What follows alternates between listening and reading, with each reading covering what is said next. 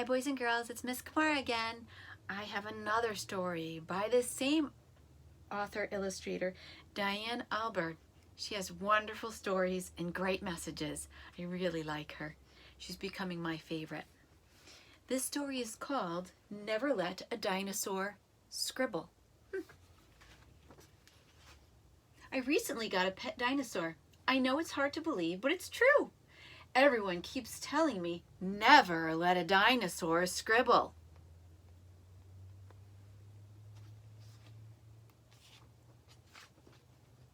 Why would anyone say such a thing? I mean, dinosaurs are so strong and powerful. So why can't they scribble?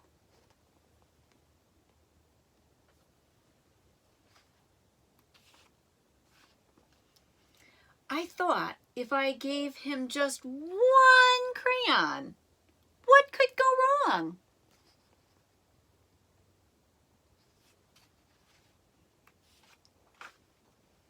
Well, I'll tell you.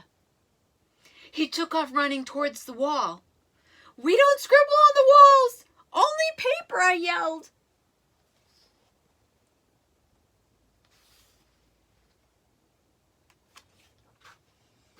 Thank goodness my dinosaur has a short attention span. Just before he was going to scribble on the wall, he noticed a couple of stones instead.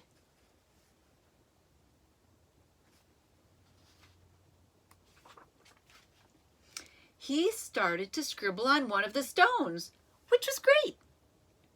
But there was just one problem.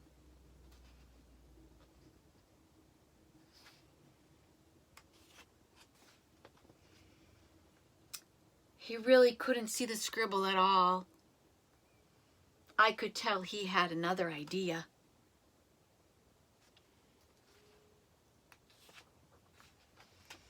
He went to grab the paint. This wasn't going to end well.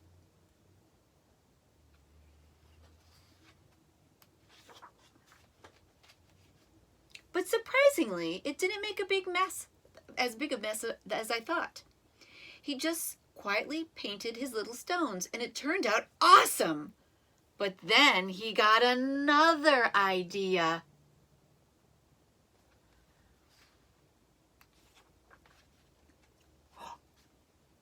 He wanted to paint dinosaur-sized stones.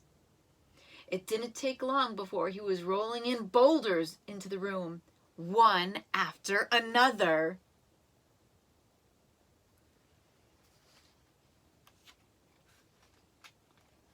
It had become the biggest rock pile I had ever seen. And the way he painted the rocks was truly extraordinary. But you couldn't see my floor or my bed anymore. I had to find a place for this rock pile, and quick. Then I heard a noise down the hall.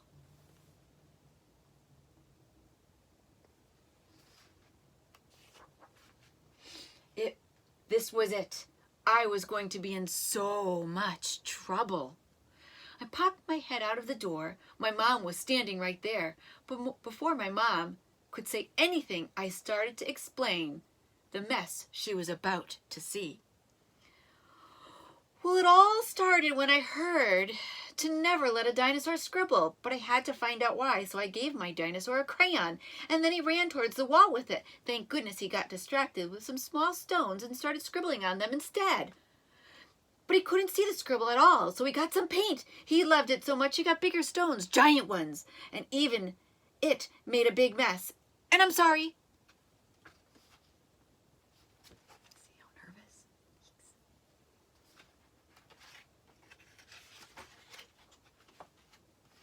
My mom peeked around the corner and smiled. "You didn't make a mess. You made some spectacular stone art."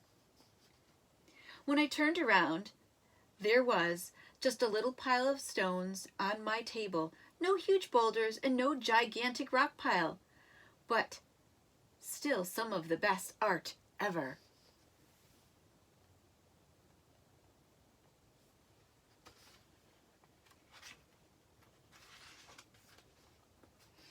All this time, people wanted to stop dinosaurs from scribbling. It could be because they try and draw on walls or make a gigantic rock pile. But if my dinosaur had never scribbled, he would have never learned how to make this amazing stone art. So next time you hear, "Never let a dinosaur scribble," just remember, all great art starts with a scribble, and even dinosaurs have to start somewhere.